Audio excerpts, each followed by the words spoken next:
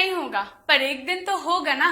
क्यों ना उस एक दिन के लिए मेहनत किया जाए। सो हेलो फ्यूचर नर्सेज, मैं अंजलि आप सभी का स्वागत करती हूँ बीएससी नर्सिंग उत्कर्ष के इस यूट्यूब चैनल पर। नाम तो आपने सीरीज का पढ़ ही लिया है। क्या है सीरीज का नाम?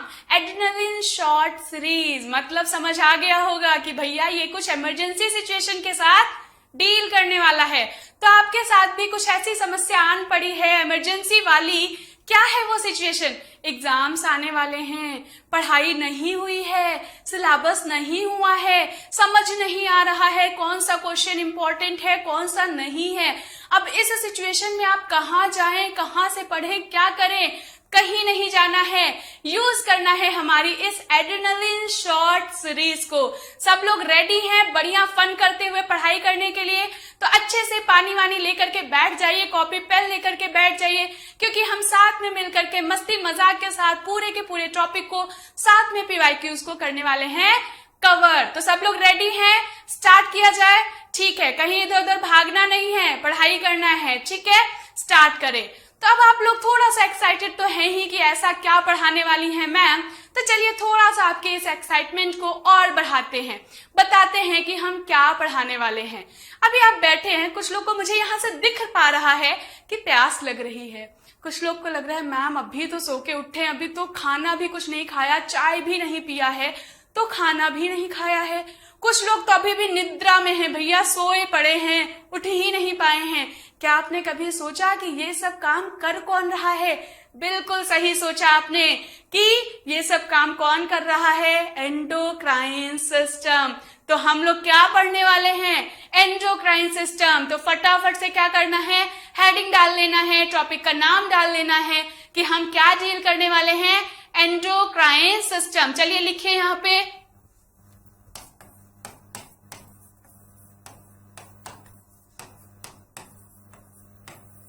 लिख लिया सबने?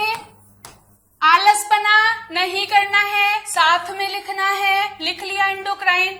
ठीक है, तो क्या हम एंडोक्राइन में आज पहले ही दिन ग्लैंड्स पर डालेंगे? बिल्कुल नहीं। शुरुआत कहाँ से करना है? इंट्रोडक्शन से। तो फटाफट से डालेंगे हेडिंग क्या? इंट्रोडक्शन। इंट्रोडक्शन। डन, आगे बढ़ते हैं।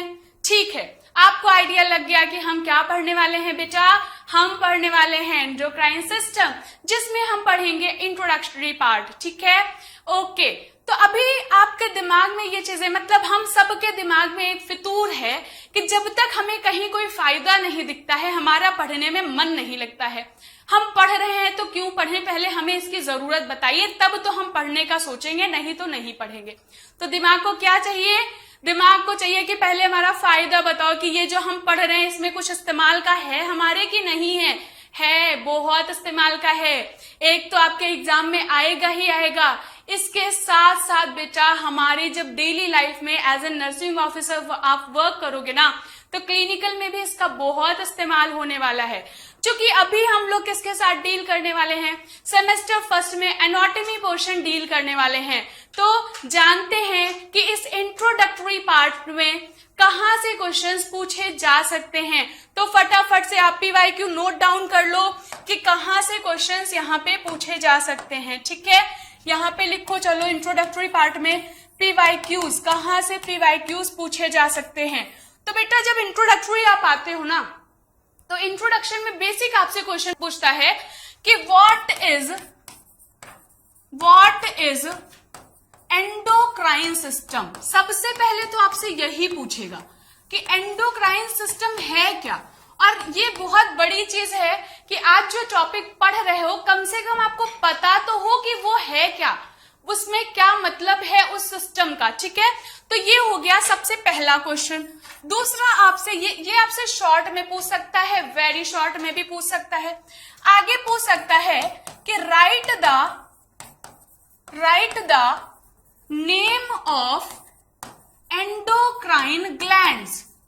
यानी क्या करना है? एंडोक्राइन ग्लैंड्स के नाम लिखने हैं। इसमें आपके सारे एंडोक्राइन ग्लैंड्स के नाम भी पूछ सकता है।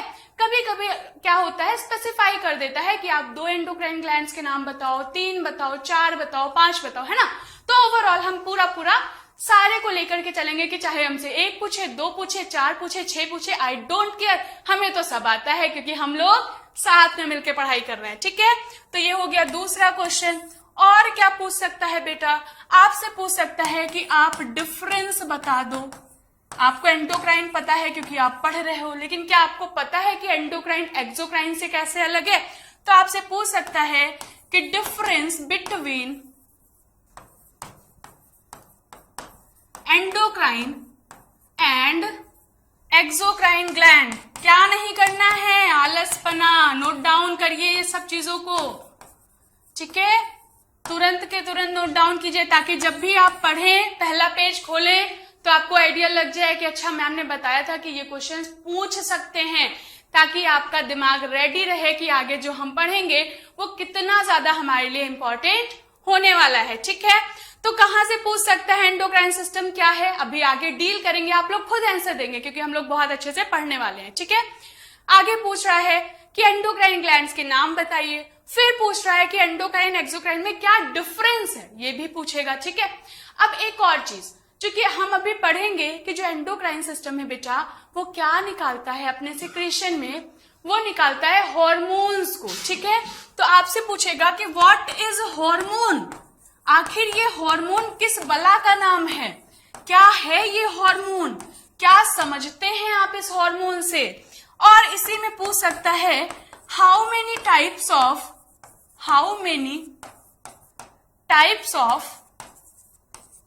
हार्मोन, कितने टाइप्स के हार्मोन्स होते हैं। परेशान नहीं होना है क्वेश्चन देखकर क्योंकि हम लोग साथ में पढ़ रहे हैं। और इसी में आपसे पूछ सकता है कि रेगुलेशन ऑफ हार्मोन बताइए कि ये जो हार्मोन है ये कैसे रेगुलेट होता है, कैसे ये काम करता है।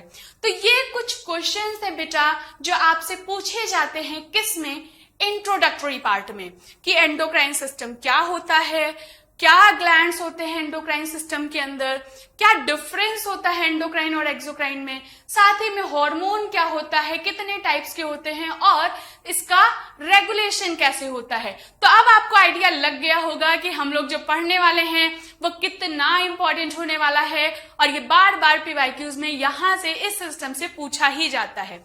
ठीक है, आप बढ़ते हैं आगे। फाइनली हम लोग वहां पहुंच गए जिसके लिए हमने इतनी देर तक बात करी है। तो सब लोग एक्साइटेड हो ना, कहीं इधर उधर भागे तो नहीं हो, भागना भी नहीं है क्योंकि हमें पढ़ाई करना है और सिर्फ रटना नहीं है, कंसेप्ट को क्लियर करना है। ओके, चलिए देखिए अब आते हैं कि मैम हमने थोड़ा सा समझ लिया है कि ये जो ग्लैंड्स है, ये जो सिस्टम है, ये आखिर में इतने इंपॉर्टेंट है क्यों और हमारे सेमेस्टर में कितने इस्तेमाल आने वाले हैं।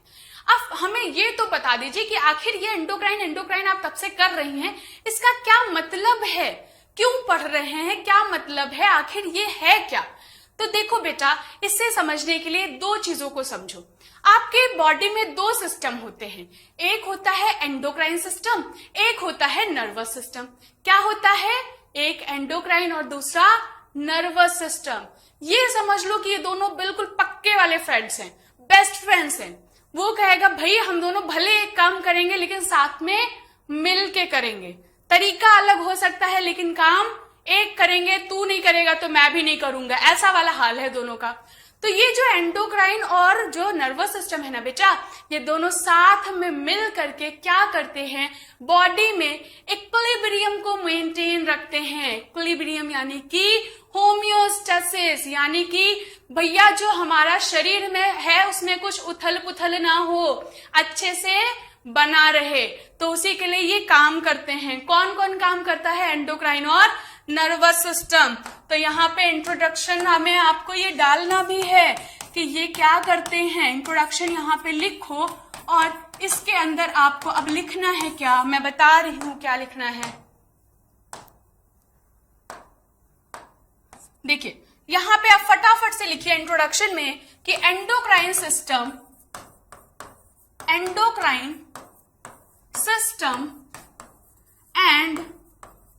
nervous system works टुगेदर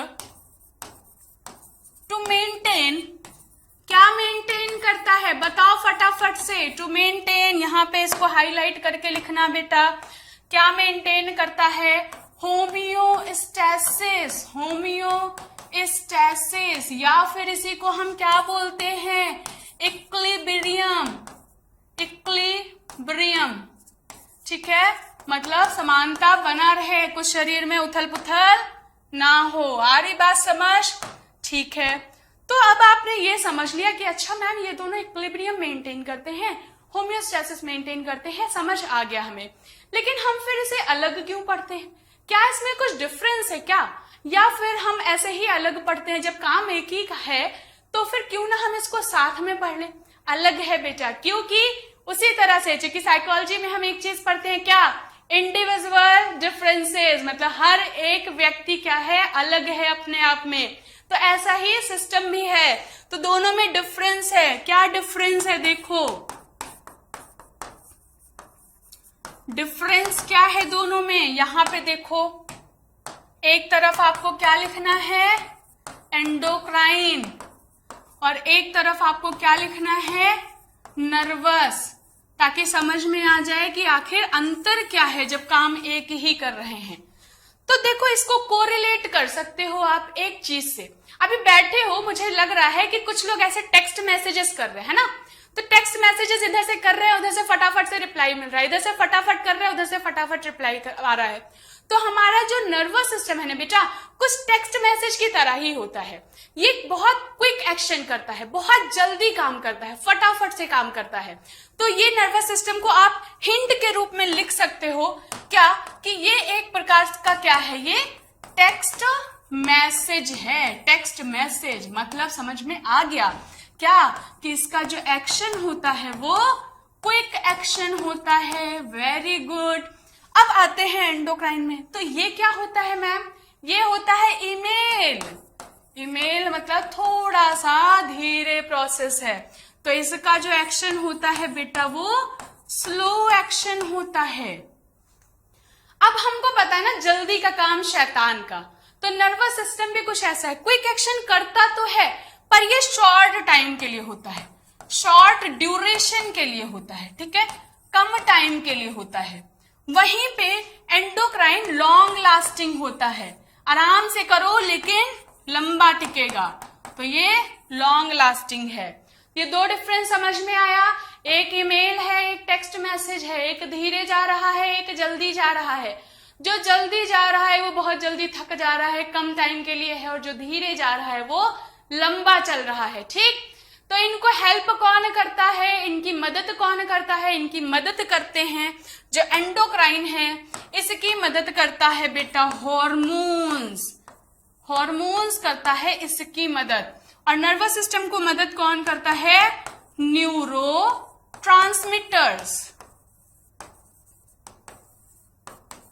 आ गया ना डिफरेंस समझ में? अब पता चल गया होगा कि क्यों हम दोनों सिस्टम को अलग अलग पढ़ते हैं। तो आज का हमारा जो टॉपिक है वो क्या है? एंडोक्राइन है।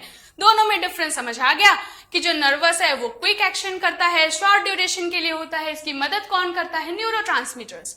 एंडोक्राइन स्लो एक्शन होता है, लॉन्ग लास्टिंग होता है, मदद कौन करता है? हॉर्मोन्स। Very good. अब आ जाओ आगे। आगे अब फाइनली हम पहुंच गए हैं किस पे? Definition of endocrine system. जो आपका एंडोक्राइन सिस्टम है इसकी क्या डेफिनेशन है? अभी तक तो सारी चीजें हमको समझ में आ गई हैं, पर अभी भी हमें जो नहीं अभी तक आपने बताया इतनी देर में कि आखिर ये है क्या, करता क्या है, समझ आ गया, नर्वस से कैसे अलग है समझ आ गया, लेकिन आखिर ये क्या है, इसकी क्या स्पेशलिटी है, वो चीज जानते हैं, ठीक है। तो अब देखो इसकी डेफिनेशन क्या है। डेफिनेशन मैं नहीं बताऊंगी, आप लोग खुद बनाएंगे। देखो मैं यहाँ पे कुछ तो बना रही हूँ, क्या बना रही हूँ, और मैं नहीं बना रही हूँ, आपको भी क्या करना है? बनाना है। बना लिए? ठीक है। यहाँ पे कुछ ऐसा गोल गोल सा बना लो, यहाँ पे भी कुछ ऐसा बना लो। बना लिया ना? इसका नामकरण कर लेते हैं कि ये है क्या। देखो ये जो है ये है आपका हार्मोन सिक्रेटिंग सेल, यानी वो सेल जो क्या करता है, हार्मोन को सिक्रीट करता है। इसका भी नाम लिख लो, ये क्या है, टारगेट ऑर्गन, मतलब जहां उसको पहुंचना है। और ये क्या है, ये है बेटा ब्लड स्ट्रीम।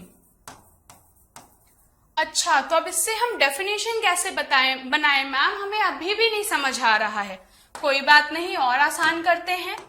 देखिए ये हार्मोन सिक्रेट हुआ, यहां डाला इसने अपना जो भी सिक्रेशन है, ऐसे ऐसे रास्ते के साथ ये निकलता गया और फाइनली कहां पहुंच गया, टारगेट ऑर्गन पर। तो बेटा टारगेट ऑर्गन कोई स्पेशल ऑर्गन नहीं है हमारे शरीर में, ये वो ऑर्गन है, ये वो अंग है जहां पे इस हार्मोन को काम करना है। एग्जाम्पल में आप थायराइड ग्लैंड ले सकते हो। जैसे मान लीजिए कि आपके शरीर में क्या हो गया हो, थायराइड हार्मोन की कमी हो गई हो। थायराइड हार्मोन आगे पढ़ेंगे T3 और T4। मान लीजिए कि आपके शरीर में थायराइड हार्मोन की कमी हो गई हो। अब शरीर के पास ये मैसेज जाएगा कि भैया क्या कर रहे हो, हार्मोन की कमी हो गई है, हमें काम करना है, जल्दी से हार्मोन्स को रिलीज करो। तो हाइपोथैलेमस थोड़ा, अच्छा क्या हुआ, कमी हो गई है क्या, कोई बात नहीं मैं कुछ करता हूं। तो हाइपोथैलेमस क्या कहेगा, रुक जाओ सब्र रख लो मैं कर रहा हूं कुछ। तो हाइपोथैलेमस निकालेगा एक हार्मोन जिसे आप बोलते हो रिलीजिंग हार्मोन, यानी कि अब उसे रिलीजिंग हार्मोन को सिक्रीट करना, वो कहां पहुंचाएगा, पिट्यूटरी के पास। आगे हम इसके रिलेशन को पढ़ेंगे। I am just giving an example ताकि आपको आइडिया लग जाए कि ये टारगेट ऑर्गन आखिर किस बला का नाम है, ठीक है। तो क्या हुआ, अब उसने पिट्यूटरी को मैसेज दिया, पिट्यूटरी से कहा कि भाई क्या कर रहे हो, हार्मोन की T3 की T4 की कमी हो गई है, मेरे पास मैसेज आया था।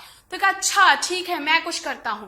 तो एंटीरियर पिट्यूटरी ने एक हार्मोन निकाला TSH, यानी थायराइड स्टिमुलेटिंग हार्मोन, और वो गया किसके पास, अब उसका टारगेट ऑर्गन क्या होगा थायराइड स्टिमुलेटिंग हार्मोन का, वो थायराइड ग्लैंड। तो ये है टारगेट ऑर्गन, समझ आ गया ना, टारगेट ऑर्गन जहां पे उसको काम करना है, चाहे ये एड्रिनल ग्लैंड के साथ हो, चाहे वो थायराइड ग्लैंड के साथ हो, ओवरीज के साथ हो, टेस्टिस के साथ हो, किसी के साथ भी हो, जहां पे इसका काम होना है वही है टारगेट ऑर्गन। आगे बात समझ, आगे बढ़ सकते हैं, ठीक है। अब चलो देखो यहाँ पे,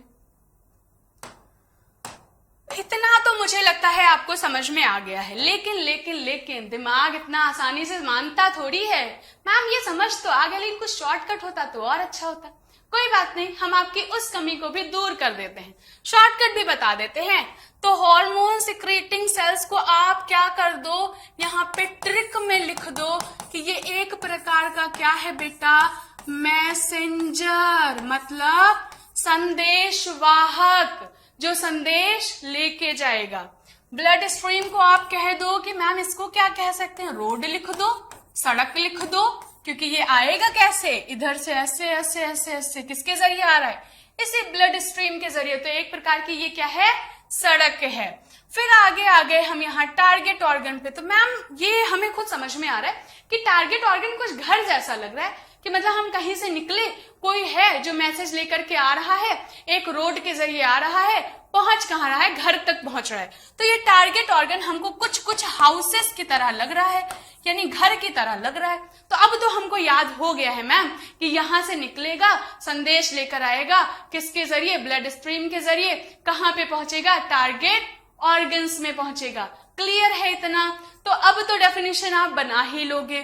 क्या आपको यहाँ कोई डक्ट दिख रही है, क्या यहाँ पे कोई आपको नलिका दिख रही है जिसके जरिए ये जा रहे हैं? बिल्कुल नहीं। तो इसका मतलब मैम ये डायरेक्टली ब्लड में छोड़ देता है क्या? हाँ, डायरेक्टली ब्लड में छोड़ता है। इसीलिए तो इसको बोलते हैं endocrine gland.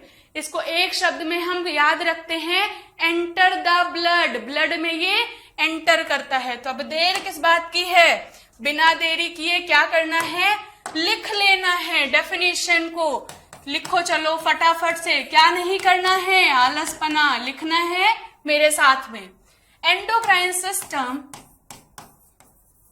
is an system which which secretes its secretion। It's secretion का मतलब हो गया बेटा हॉर्मोन्स, है ना। इट्स सिक्रेशन यहां पे लिख लो, दैट इज हॉर्मोन्स। हॉर्मोन्स कहां पे? Directly into the blood stream, into the blood stream. Blood stream, अच्छा क्यों कर रहा है? टू रेगुलेट, क्या रेगुलेट कर रहा है? To regulate the function of, to regulate the function of endocrine, sorry not endocrine, the function of target organs, target organs, target organs. Done, याद हो गया डेफिनेशन? कहीं कुछ दिक्कत, समस्या, परेशानी, प्रॉब्लम है क्या किसी को? नहीं होनी चाहिए। तो हमने क्या देखा? सबसे पहले हमने देखा, देखो यहां पे देखा कि कुछ इस तरह से यात्रा है, हॉर्मोन्स निकल रहे हैं, यहीं से हमको डेफिनेशन मिल गई जो हमने यहाँ पे लिख भी लिया कि एंडोक्राइन सिस्टम क्या है? एक ऐसा सिस्टम जो सिक्रेट करता है अपने सिक्रेशन को, मतलब हॉर्मोन्स को, कहां पे? डायरेक्टली ब्लड में, जो क्या करते हैं? रेगुलेट करते हैं टारगेट ऑर्गन्स के फंक्शन को। क्लियर है अभी? Very good. तो यहां तक अगर क्लियर है तो आगे बढ़ सकते हैं हम लोग। अब आपके दिमाग में एक प्रश्न आ रहा होगा कि मैम ठीक है, एंडोक्राइन हमने समझ लिया कि अच्छा ये चीजें हैं, ऐसे काम करता है, लेकिन ये एक्सोक्राइन से कैसे अलग है? क्या डिफरेंस है एंडोक्राइन और एक्सोक्राइन में? सब्र रखो, सब बताएंगे। आ जाओ आगे बढ़ो। देखो जो डिफरेंस है ना बेटा, क्या है? अब एक तरफ आप लिखो ना कि एंडोक्राइन और एक तरफ लिखो एक्सोक्राइन, क्योंकि एक्सोक्राइन तो अभी हम पढ़ नहीं रहे, हम क्या पढ़ रहे हैं? एंडोक्राइन पढ़ रहे हैं। एक्सोक्राइन आपको आगे पढ़ाया जाएगा, ठीक है। अब इसमें क्या अंतर है? आखिर क्यों इसे हम एंडोक्राइन बोलते हैं और इसे हम क्यों एक्सोक्राइन बोलते हैं? तो यहाँ पे एक शब्द में ये याद रखो कि एंडोक्राइन का मतलब एंटर द ब्लड, इतना याद रखो, बाकी चीजें अपने आप याद हो जाएंगी, मैं याद करवाऊंगी। एक्सोक्राइन का याद रखो एग्जिट, एक्सो से याद रखना, एग्जिट वाया डक्ट, डक्ट के जरिए ये बाहर निकलता है। बस यहां से क्लियर है, अब बहुत ज्यादा नहीं मेहनत करनी है। Enter the blood, exit via duct, मतलब ये ब्लड में आता है। तो क्या इसमें कोई डक्ट थी? बिल्कुल नहीं। क्या था ये? Ductless gland. क्या इसमें कोई डक्ट है? लिखा है भाई exit via duct, of course है डक्ट। तो यहाँ पे डक्ट है, यहाँ पे ये डक्टलेस ग्लैंड है और यहाँ पे डक्ट है। एक ये मेजर डिफरेंस हो गया। ठीक है, चलो आगे बढ़ते हैं। मैम और क्या डिफरेंस हो सकता है? और डिफरेंस है ना, अभी देखा था एंडोक्राइन कैसा काम करता है, एक ईमेल की तरह काम करता है। तो इसका जो एक्शन होता है बेटा वो स्लो होता है, धीरे होता है। एक्सोक्राइन जो है कंपेयरली थोड़ा सा क्या होता है, तेज होता है, फास्ट होता है। डन, आगे आओ। ये जो एंडोक्राइन है कहां पे वर्क करता है? डिस्टेंट ऑर्गन पर, दूर वाले अंग पर। जैसे हमने अभी देखा था एक एग्जांपल में कि पहले हाइपोथैलेमस पर मैसेज गया, फिर पिट्यूटरी पर गया, फिर वहां से जाते जाते कहां पे पहुंचा था? थायराइड पे। यानी कि कहीं ना कहीं इसकी दूरी ज्यादा है। तो ये कहां पे वर्क करते हैं? ये वर्क करते हैं डिस्टेंट ऑर्गन्स पे, जो दूर वाले अंग होते हैं वहां पे अंग में क्या, वहां पे क्या करते हैं? ये वर्क करते हैं। और ये कहां पे वर्क करते हैं? लोकलाइज्ड इनका एक्शन होता है। लोकलाइज्ड का मतलब पास में। जैसे स्वेटिंग होती है तो स्वेटिंग जो है वो स्वेट ग्लैंड की वजह से होती है, तो वो स्वेट ग्लैंड बिल्कुल स्किन के पास में है, टच में है। तो लोकलाइज्ड जो वर्क करते हैं वो एक्सोक्राइन करते हैं। जो थोड़ा दूरी पे ट्रेवल करके ब्लड के जरिए जाते हैं वो क्या होते हैं? एंडोक्राइन होते हैं। ठीक है, डन। आगे आ जाओ। अब और क्या डिफरेंस हो सकता है मैम? और डिफरेंस हो सकता है, वो डिफरेंस क्या है? देखो कि ये जो एंडोक्राइन है इसमें क्या सिक्रेशन होता है, इसका सिक्रेशन क्या है, और एक्सोक्राइन का सिक्रेशन क्या है। तो एंडोक्राइन में हमने देखा था बेटा क्या सिक्रेशन होता है इसका?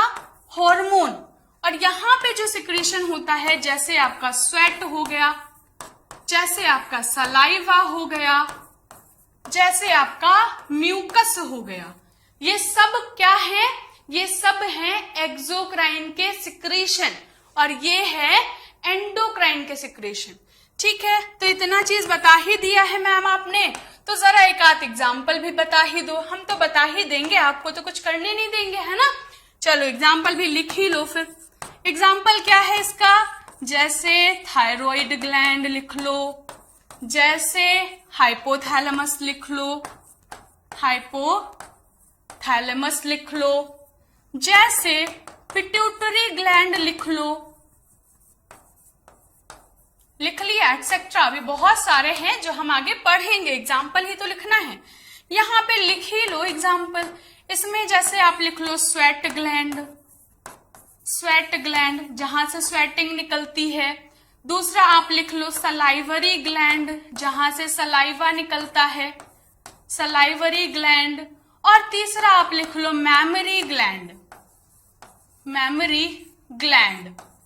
तो यहां तक सबने नोट डाउन कर लिया। अगर आप लोग भूल रहे हो तो फटाफट से देख लें कि हमने अभी तक क्या क्या चीजें समझ ली हैं, देख ही लेते हैं। देखो, चलो आ जाओ वापस।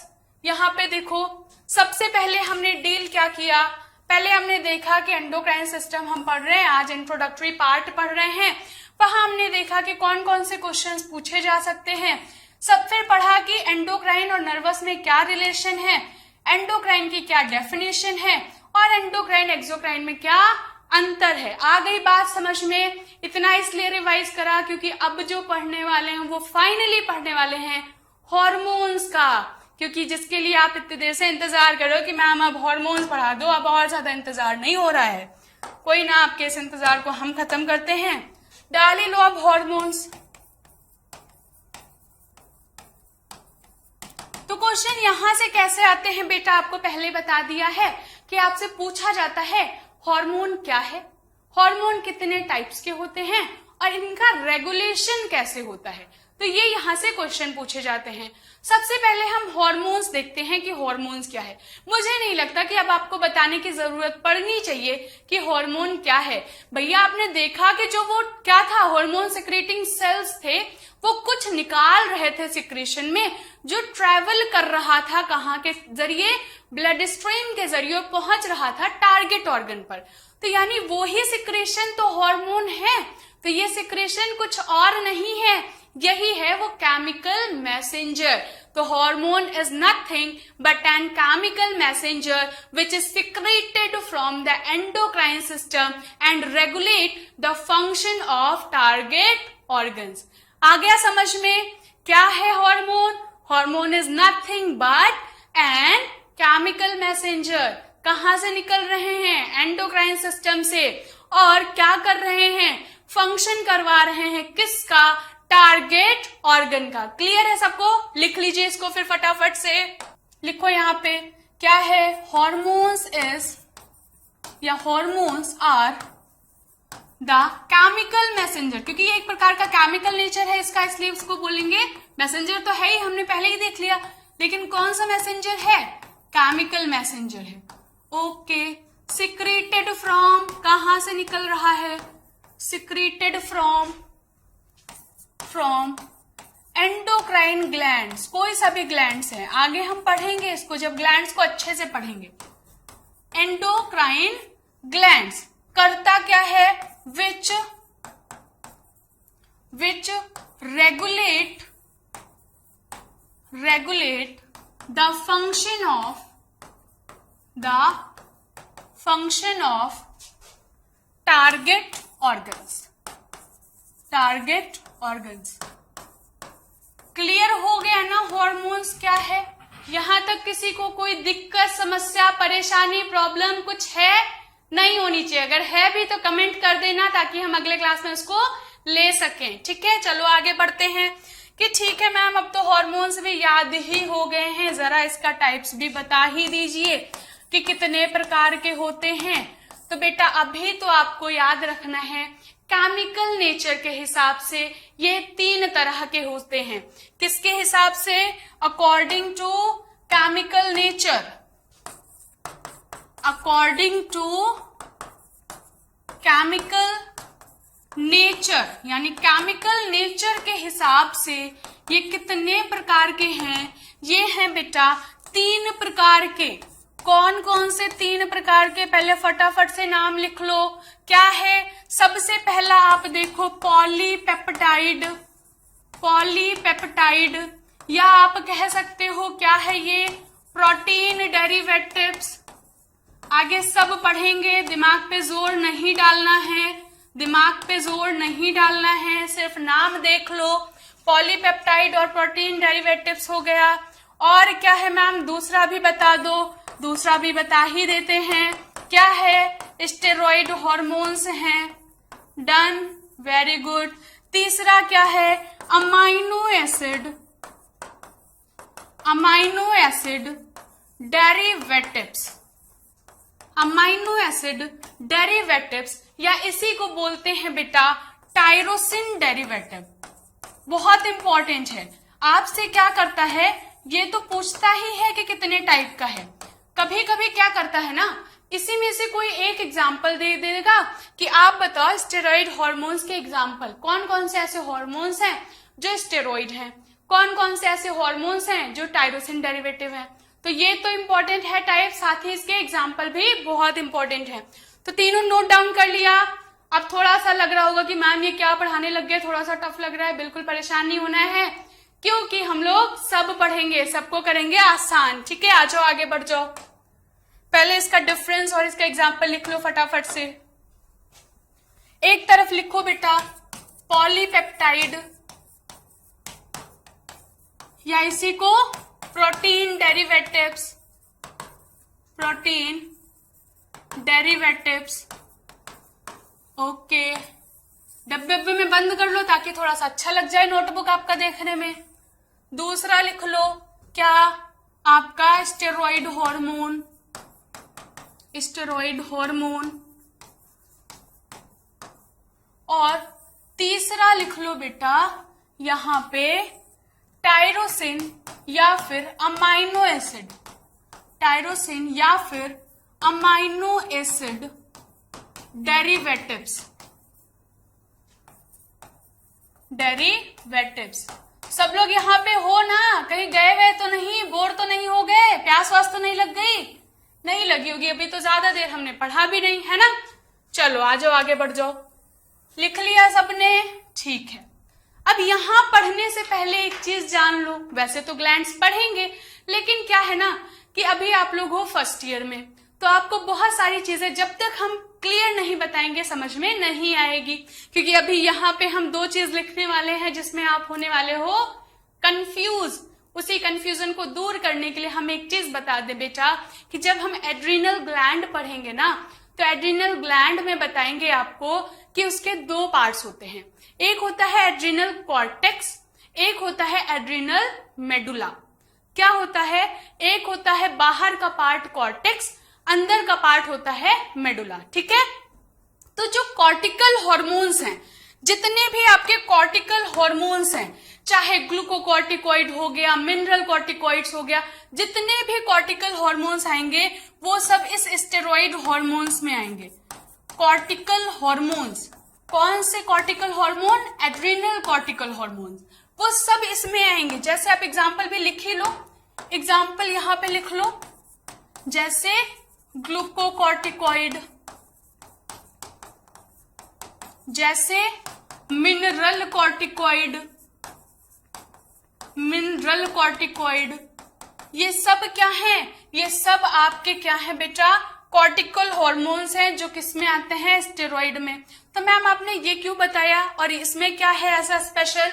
क्योंकि यहाँ पे जितने मेडुला के हॉर्मोन्स आते हैं, जैसे एपिनेफ्रिन और नॉरएपिनेफ्रिन, 2 ही हॉर्मोन्स मेडुला से निकलते हैं, वो दोनों किसमें आते हैं? इसमें आते हैं। Epinephrine and norepinephrine. नॉरएपिनेफ्रिन। ठीक है मैम, ये थोड़ा सा जाना पहचाना लग रहा है पर क्लियर नहीं हो रहा है। जाना पहचाना इसलिए लग रहा है बेटा क्योंकि इसका दूसरा नाम भी है। क्या है? एपिनेफ्रिन को बोलते हैं एड्रिनलिन, जो कि हमारी सीरीज भी है। तो ये क्या है, एड्रेनालिन बोलते हैं एपिनेफ्रिन को, और नॉर एपिनेफ्रिन को बोलते हैं नॉर एड्रेनालिन। तो कभी भी आ जाए अगर एड्रेनालिन या नॉर एड्रेनालिन, तो ये मत कह देना कि मैम आपने तो बताया था कि एपिनेफ्रिन और नॉर एपिनेफ्रिन आते हैं टायरोसिन डेरिवेटिव में, कहीं पे आपने एड्रेनालिन नॉर एड्रेनालिन बताया ही नहीं, और क्वेश्चन में तो वो ही पूछ लिया गया है। तो यही तो है इसका दूसरा नाम। तो बिल्कुल क्या नहीं होना है, कंफ्यूज नहीं होना है, और ये मत कहना कि मैंने पढ़ाया नहीं है या फिर आपने पढ़ा नहीं है। ठीक है, वेरी गुड। ये हो गया पहला। और क्या आता है इसमें, इसमें दूसरा आता है बेटा, जितने भी थायराइड हार्मोन्स आते हैं जैसे T3, T4, ये सारे जो हार्मोन्स हैं वो इसके अंदर में आते हैं। तो इसमें दो ही आता है, इसलिए हमने इसको पहले लिया। क्या आता है, एपिनेफ्रिन, नॉर एपिनेफ्रिन और thyroid hormone. Epinephrine nor epinephrine का दूसरा नाम भी है, क्या है, एड्रेनालिन और नॉर एड्रेनालिन। क्लियर है इतना, आगे बढ़ सकते हैं। आ जाओ यहाँ पे फिर से। अब ये तो हो गया पहला। इसके अलावा और भी कोई हार्मोन्स आते हैं क्या? हाँ आते हैं। जो फीमेल के हार्मोन्स होते हैं, estrogen and progesterone, estrogen and progesterone, ये भी इसी में आते हैं। मेल का जो हार्मोन है टेस्टोस्टेरॉन, टेस्टोस्टेरॉन, वो भी इसी में आते हैं। इसके साथ साथ जितने प्लेसेंटल हार्मोन्स हैं, प्लेसेंटा भी तो आपको समझ में नहीं आ रहा होगा प्लेसेंटा, क्योंकि आप हैं किसमें, फर्स्ट सेमेस्टर में, तो प्लेसेंटा नहीं समझ में आ रहा होगा क्योंकि ये तो हम पढ़ते हैं लास्ट ईयर में ओबीजी में। कोई बात नहीं, प्लेसेंटा इतना जान लो बेटा, एक ऐसा ऑर्गन है जो प्रेगनेंसी के दौरान बच्चे को क्या करता है, पालन पोषण के लिए न्यूट्रिशन देता है, तो वो ये होता है प्लेसेंटा। आगे पढ़ेंगे, ठीक है। तो यहाँ पे जितने भी प्लेसेंटल हॉर्मोन्स है किसमें आएंगे, स्टेरॉइड में। इसके अलावा एक और लिख लो, विटामिन डी।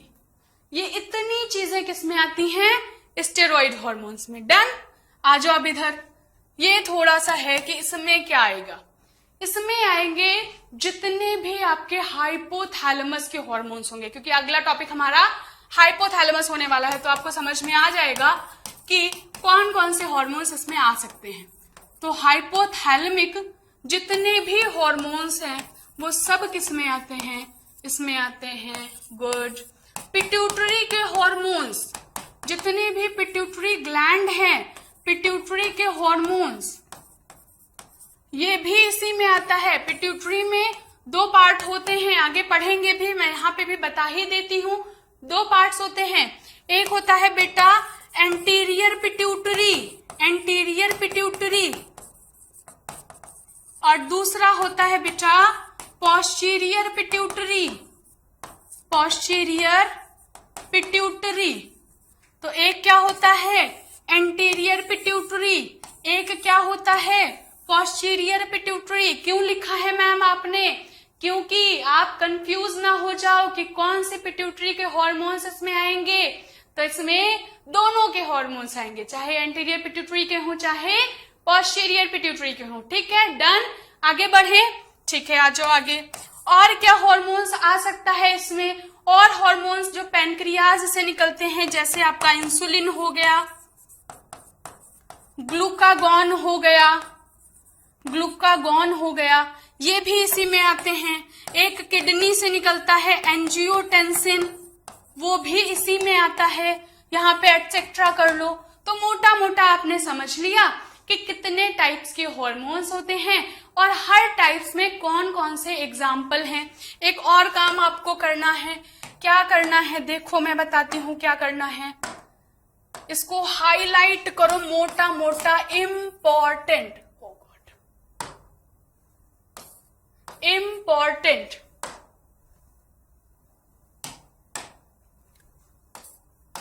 इम्पोर्टेंट, क्योंकि ये बहुत ज्यादा क्या है, इम्पोर्टेंट है। कंफ्यूज ना हो जाए, इसलिए यहीं पे लिख लो ताकि पढ़ते टाइम आपके दिमाग को ये पता चलता रहे कि हम जो पढ़ रहे हैं वो रेलिवेंट है या फिर नहीं है। आ रही बात समझ?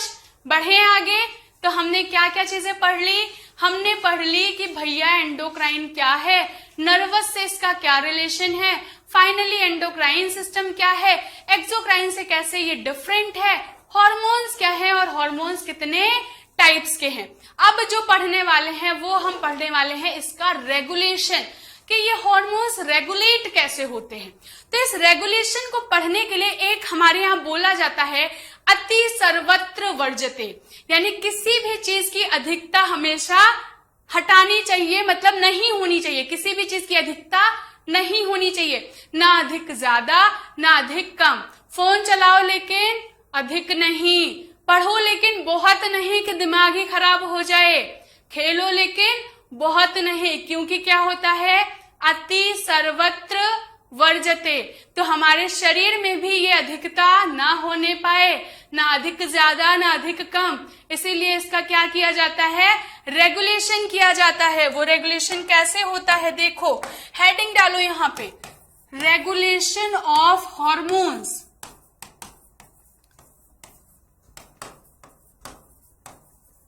Regulation of hormones. तो अब जब इतना समझ लिया है अति सर्वत्र वर्जते, मतलब मैम ये है कि अगर शरीर में इसकी अधिकता हुई तब भी हमारा बॉडी कुछ करेगा, कम हुआ तब भी कुछ करेगा, तो वही तो है इसका रेगुलेशन, जिसको हम दो मेडिकल टर्म में क्या नाम से जानते हैं, negative feedback mechanism. Negative feedback mechanism, feedback mechanism.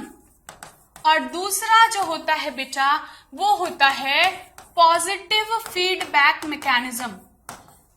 Positive feedback mechanism, क्योंकि अति सर्वत्र वर्जते, दोनों सिचुएशन में हमारे शरीर को काम करना पड़ेगा।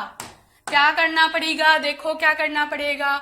निगेटिव फीडबैक मैकेनिज्म में क्या होगा, मान लीजिए आपके शरीर में हार्मोन्स बढ़ गए, मान लीजिए आपके हार्मोन्स क्या हो गए, बढ़ गए, जैसे थायराइड का हम शुरू से एग्जांपल ले रहे हैं तो वो ही ले लेते हैं, क्योंकि ज्यादा हार्मोन्स बताएंगे तो अभी आप हो जाओगे क्या, कंफ्यूज, और हमें अभी बहुत दूर तक जाना है तो हमें आपको कंफ्यूज नहीं करना है। तो एग्जांपल में क्या बताया मैंने कि T3 T4 क्या होते हैं, थायराइड के हार्मोन्स होते हैं।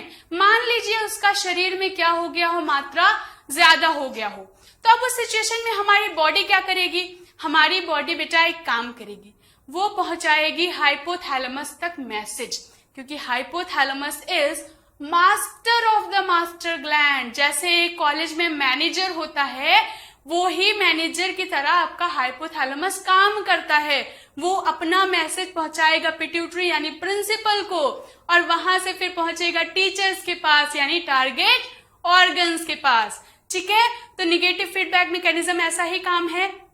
हार्मोन्स बढ़ गए, T3 T4 बढ़ गए, क्या करेगी बॉडी, मैसेज पहुंचाएगी किसके पास, हाइपोथैलेमस के पास, कि भैया प्लीज कुछ करो, हार्मोन्स बढ़ गए हैं, क्या कर सकते हैं अभी।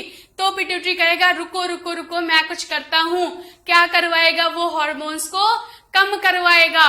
तो वही तो है निगेटिव फीडबैक मैकेनिज्म, कि कोई चीज बढ़ रही है, मैसेज जा रहा है हाइपोथैलेमस पे, वो भेज रहा है पिट्यूटरी पे, फिर टारगेट ऑर्गन पे आएगा, कहाँ इतना काम किए जा रहे हो, थोड़ा सा रुक जाओ, इतना भी नहीं करना है, क्योंकि अति सर्वत्र वर्जते। ठीक है, तो ये होता है बेटा निगेटिव फीडबैक मैकेनिज्म। लिख लो फटाफट से, क्या है कि मान लीजिए क्या हो गया हो, increase level of hormone, hormone का लेवल बढ़ गया हो। ठीक है, डन। अब क्या करेगा, मैसेज जाएगा किसके पास, हाइपोथैलेमस के पास, और हाइपोथैलेमस क्या करेगा, आगे पहुंचाएगा, क्योंकि हाइपोथैलेमस एक हार्मोन निकालेगा जिसको हम बोलेंगे इनहिबिटिंग हार्मोन्स, रोकने वाला हार्मोन, इनहिबिटिंग हार्मोन। अभी थोड़ा थोड़ा जो दिमाग में नहीं जा रहा है ना चीजें, आगे हम यही पढ़ेंगे तो सब जाएगा दिमाग में, तो अभी से इसको बहुत ज्यादा स्ट्रेस नहीं देना है। ठीक, हम एग्जाम्पल ले रहे हैं, लेवल बढ़ गया, हाइपोथैलेमस पे मैसेज गया, इन्होंने क्या करा, स्टिमुलेटिंग हार्मोन, इनहिबिटिंग हार्मोन्स को निकाला, जो कहां पे गया, पिट्यूटरी पे गया, और पिट्यूटरी से फिर कहां पे गया, टारगेट ऑर्गन पे। यहाँ पे टारगेट ऑर्गन क्या होगा, थायराइड ग्लैंड। ठीक है, अब जब यहाँ पे गया जाने के बाद फिर अब क्या होगा, इसका लेवल फिर क्या हो जाएगा, डिक्रीज। इसका लेवल क्या हो जाएगा, डिक्रीज। और यही तो है बेटा क्या, निगेटिव फीडबैक मैकेनिज्म। क्लियर है यहां तक सबको?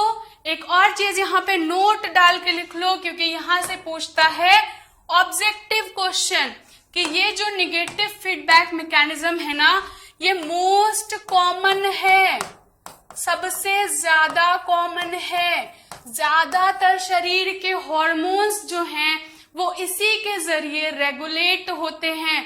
तो this is the most common negative feedback mechanism जिसके जरिए रेगुलेशन होता है। एग्जाम्पल में आप T3 T4 लिख लो, एग्जाम्पल में आप लिख लो T3 T4, ठीक है। चलो आप आ जाओ इधर, पॉजिटिव क्या है, ठीक उसका उल्टा। लेकिन ये क्या है बेटा, ये लेस कॉमन है, पहले यहीं पे लिख लो, ये लेस कॉमन है। यानी इस मैकेनिज्म से ना बहुत कम ऐसे हॉर्मोन्स हैं जो रेगुलेट होते हैं। तो this is the less common mechanism, ठीक है। ये जो लेस कॉमन मैकेनिज्म है ये कैसे वर्क करेगा, तो उसका उल्टा। नाम से समझ में आ रहा है, देखो पॉजिटिव फीडबैक मैकेनिज्म, यानी बढ़ाएगा। ये बढ़ाएगा कब, जब उसकी कमी होगी। तो मान लीजिए हॉर्मोन्स की है कमी, तो मैसेज कहाँ पे जाएगा, हाइपोथैलेमस पे जाएगा। और ये हाइपोथैलेमस अब इनहिबिटिंग की जगह क्या हार्मोन निकालेगा, रिलीजिंग निकालेगा। रिलीजिंग कि भाई बहुत आलसपना हो गया, अब मत करो, अब हार्मोन्स को निकाल दो। तो ये कहाँ जाएगा, ये जाएगा पिट्यूटरी के पास, और पिट्यूटरी से फिर जाएगा कहाँ पे, टारगेट ऑर्गन्स के पास। जब ये टारगेट ऑर्गन्स पे गया तो यहाँ पे क्या होने वाला है, अब हार्मोन्स बढ़ने वाले हैं। तो this is called positive feedback mechanism. ये पॉजिटिव है और ये है निगेटिव। यहाँ पे भी एग्जाम्पल लिख ही लो, एग्जाम्पल में आप एक लिख लो, ऑक्सीटोसिन। ऑक्सीटोसिन। तो अब आपको जो हमने सबसे शुरू में क्या लिखा था, सबसे शुरू में जो आपको हमने बताया था कि क्वेश्चंस इंट्रोडक्टरी पार्ट से कहाँ से आ सकते हैं, यहाँ पे देखो पहला हमने बताया कि एंडोक्राइन सिस्टम क्या होता है। समझ में आ गया ना, आंसर लिख लोगे इसका, हाँ लिख लेना चाहिए। दूसरा हमने देखा कि ये जो एंडोक्राइन ग्लैंड्स हैं कौन कौन से होते हैं, अभी ये आप नहीं लिख पाओगे क्योंकि अभी हमने ये देखा ही नहीं है, इसको होल्ड रखते हैं। फिर हमने देखा एंडोक्राइन और एक्सोक्राइन में क्या डिफरेंस है, कर लोगे, ठीक है। हॉर्मोन्स क्या होते हैं, कर लोगे, ठीक है। कितने टाइप्स के हॉर्मोन्स है, कर लोगे, ठीक है। रेगुलेशन इसका कैसे होता है, ये भी कर लोगे, ठीक है। तो अब आपको कुछ काम करना है बेटा, क्या करना है, देखो इतने आसानी से तो हम छोड़ने वाले हैं नहीं आपको। क्या करना है, आंसर करना है, आंसर लिखना है। एक तो आपका क्या करना है, जो भी आपको ये क्वेश्चंस मैंने दिए हैं वो आप आंसर अपने नोटबुक में लिखकर प्रैक्टिस करोगे। लेकिन सिर्फ नोटबुक में नहीं लिखना है, कमेंट में भी लिखना है। क्या लिखना है, मैं क्वेश्चन लिखती हूं और आपको उसका आंसर लिखना है। यहाँ पे क्वेश्चन में एक क्वेश्चन लिखो कि almost all types of hormones are regulated by which mechanism। इसका आंसर लिखना है, पढ़ा है हमने तो आलसपना नहीं करना है। इसको आप लिखेंगे कहाँ पे, कमेंट बॉक्स में। और लिखना है क्या, आपको लिखना है एग्जाम्पल ऑफ स्टेरॉइड हॉर्मोन्स।